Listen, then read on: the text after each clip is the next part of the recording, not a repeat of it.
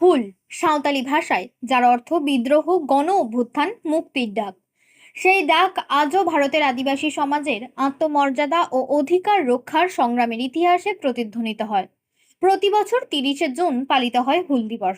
1855 সালের এই দিনেই বর্তমান ঝাড়খণ্ডের ভাগনাডি গ্রাম থেকে ব্রিটিশ শাসন, জমিদারি প্রথা ও মহাজনী শোষণের বিরুদ্ধে বিদ্রোহের পতাকা তুলেছিলেন সাঁওতাল সমাজের 4 বীর সন্তান সিধু মুর্মু, কানু মুর্মু, চাঁদ মুর্মু ও ভৈরব মুর্মু। তাদের সঙ্গে নেতৃত্ব ছিলেন 2 সাহসী বোন ফুলো মুর্মু ও ঝানো মুর্মু। স্বাধীনতার বহু আগেই অন্যায়ের বিরুদ্ধে এই লড়াই ভারতবর্ষের ইতিহাসে এক অনন্য অধ্যায় হয়ে রয়েছে। সেই আত্মত্যাগের স্মৃতিকে শ্রদ্ধা জানিয়ে হুগলি জেলার গোঘাটের গোবিন্দপুরের হাঁটুদাহ এলাকায় পালিত হলো হুল দিবস। জাতীয় পতাকা হাতে গোবিন্দপুর বাসস্ট্যান্ড থেকে ভাদুরের মোড় হয়ে কুলকি পর্যন্ত শোভাযাত্রায় অংশ নেন আদিবাসী সমাজের নারী, পুরুষ, প্রবীণ ও শিশুরা। এই দিনটি উৎসবের নয়, প্রতিবাদের।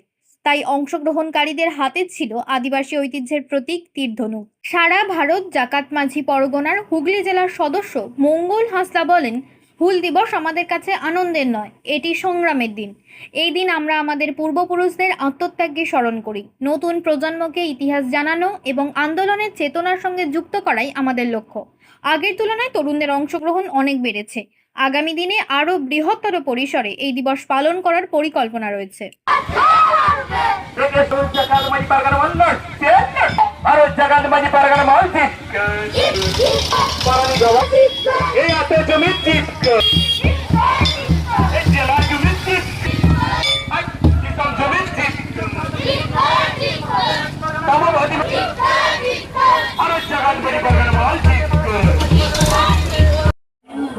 আজকে এই হুল দিবস আমাদের গোবিন্দপুর হাটুদো মাঝি বাবা সঙ্গে তার সঙ্গে যারা রয়েছে পাড়ার সকলে মিলে আমাদের প্রচেষ্টায় ঐতিহাসিক 172তম হুল দিবস আমরা উদযাপন করেছি।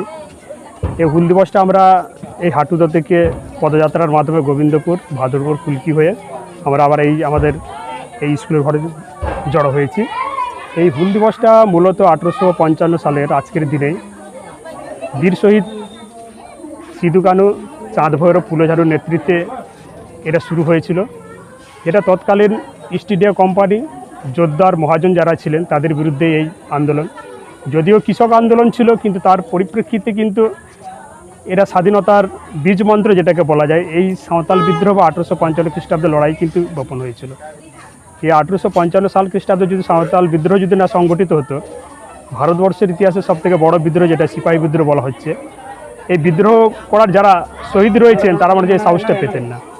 এই সাঁওতাল জনজাতিদের নিজেদের অস্তিত্ব রক্ষার জন্য এই আন্দোলনটা তারা করেছিলেন, যেটা 1855 সালের 30শে জুন আজকের দিনেই তারা তৎকালীন বিহারের ভগ্নাঢ্য থেকে কলকাতার উদ্দেশ্যে 30,000 সাঁওতাল সম্প্রদায়ের মানুষকে নিয়ে তারা গণপদযাত্রায় সামিল হয়েছিলেন। তাদের এই শহীদের উদ্দেশ্যেই আমাদের আজকের এই পদযাত্রা বা আমাদের এই আজকের এই অনুষ্ঠান। এই হুল উৎসব শুধু কি আদিবাসী সাঁওতালদের নাকি সমগ্র জাতির বলে মনে করেন? হুল ব্যাপারটা, হুল কথার অর্থ হচ্ছে বিদ্রোহ। এবার যারা বিদ্রোহের নেতৃত্ব দিয়েছিলেন তারা হচ্ছে আদিবাসী জনজাতি সম্প্রদায়ের। আর আমাদের ভারতবর্ষের ইতিহাসের দিকে যদি দেখি, আমাদের যারা প্রিন্ট মিডিয়া যারা রয়েছে তারা তথাকথিত পিছিয়ে পড়া মানুষের ইতিহাসটাকে সব আড়াল করার একটা চেষ্টা করে।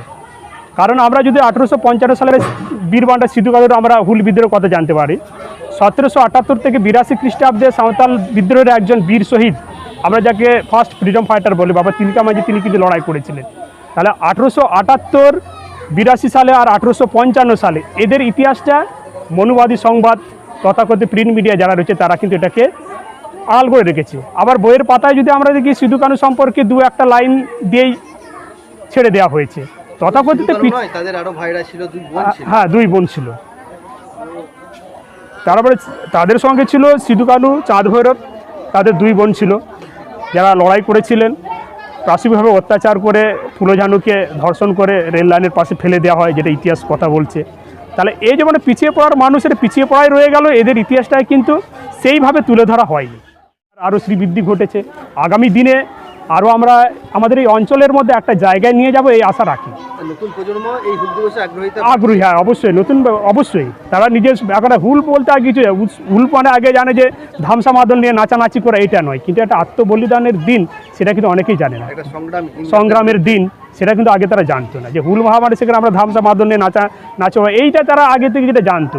কারণ তৎকালীন সরকারে যারা করেছিল হুল দিবস মানে সাঁওতালদের ধামসা মাদল দাও, তাদেরকে নাচা গানের মধ্যে ডুবিয়ে রাখো, তাদের অধিকার থেকে যতটা বঞ্চিত করা হয় তাদের অভিমুখটাকে অন্যদিকে নিয়ে যাও, এই করেই মনে তাদের। এখন মানুষ শিক্ষিত হয়েছে, সচেতন হয়েছে, হুল কি, বিদ্রোহ মানে কি, আমাদের সাংবিধানিক অধিকার যতগুলো রয়েছে সেগুলো যদি আমাদের আদায় করতে হয়, একমাত্র সংগ্রাম ছাড়া কোনো পথ নেই। ঠিক আছে, এই হুল দিবসে আপনারা সমাজকে বার্তা কি দিতে চাইছেন? হুল দিবসে আমাদের সমাজের বার্তা এটাই দিতে চাই যে এই স্বাধীনতার 29 বছর পরেও যারা ভারতবর্ষের আদিম জনজাতি, যারা ভারতবর্ষের এই ভূমিপুত্র, তারা কিন্তু আজ এই ভারতবর্ষে রয়েছে পরভূমির মতো। তারা যাতে বাবা সাহেব আম্বেদকরের যে সাংবিধানিক যে অধিকার, প্রত্যেকটা মানুষ যাতে সেই সাংবিধানিক অধিকার পায়, সেটার জন্য তামাম আদিবাসী সমাজ, আমাদের সংগঠন ভারত জাকাত মাঝি পারগানা মহল, অঞ্চল থেকে, ব্লক থেকে, জেলা থেকে, একবারে রাজ্য, একবারে ভারতবর্ষব্যাপী আমাদের এই সংগঠন তাদের দাবি দাওয়া নিয়ে লড়ছে। আগামী দিনে এই যে আমাদের লড়াইয়ের ফসল কিন্তু আমরা দেখে যেতে না পারলেও আমাদের পরবর্তী প্রজন্ম এর সুফল অবশ্যই পাবে বলে আমরা আশা রাখি। ধন্যবাদ আপনাকে। আপনার নাম, পরিচয়? আমার নাম হচ্ছে মঙ্গল হাঁসদা, আমি এই পাড়ারই বাসিন্দা, কিন্তু সংগঠনের সূত্রে আমি ভারত জাকাত মাঝি পারগানা মহলের হুগলি জেলার একজন সক্রিয় সদস্য। এবং আপনি একজন শিক্ষক? হ্যাঁ, আমি একজন শিক্ষক। অত্যাধুনিক সুসজ্জিত লজ সানা লজ আরামবাগের চন্দ্রবান হাই স্কুল ও পুরসুরার দিগুড়িঘাটের মধ্যবর্তী লঘু চকের মনোরম প্রাকৃতিক পরিবেশে গড়ে উঠেছে এই অনন্য ঠিকানা। বিবাহ, অন্নপ্রাশন, এনগেজমেন্ট বা যে কোনো সামাজিক অনুষ্ঠানের জন্য সর্বাধুনিক ব্যবস্থায় প্রস্তুত সানা লজ। রয়েছে পর্যাপ্ত গাড়ি পার্কিং সহ আধুনিক সব পরিষেবা, সবই আপনার সাধ্যের মধ্যে। আজই বুকিং করুন আপনার স্বপ্নের অনুষ্ঠানের জন্য আপনারই পছন্দের ঠিকানায়। সানা লজ, দিগুড়িঘাট ও চন্দ্রবান হাই স্কুলের সন্নিকটে লঘু চকে। যোগাযোগ শাহনওয়াজ মোল্লা, মোবাইল নাম্বার 9734754516, 9641092406। নিউনুর সোফা সেন্টার, এখানে সমস্ত রকম সোফা পাইকারি ও রিটেলে বিক্রয় করা হয়। সমস্ত সোফা নিজস্ব কারখানায় তৈরি করা হয়। প্রোপাইটার হানিফ হোসেন খাঁ ও রুহুল হোসেন খাঁ, বড়ডোঙ্গল হাটতলা সিনেমা হলের সন্নিকটে হুগলি। যোগাযোগ 7797170093 এবং 9382003105।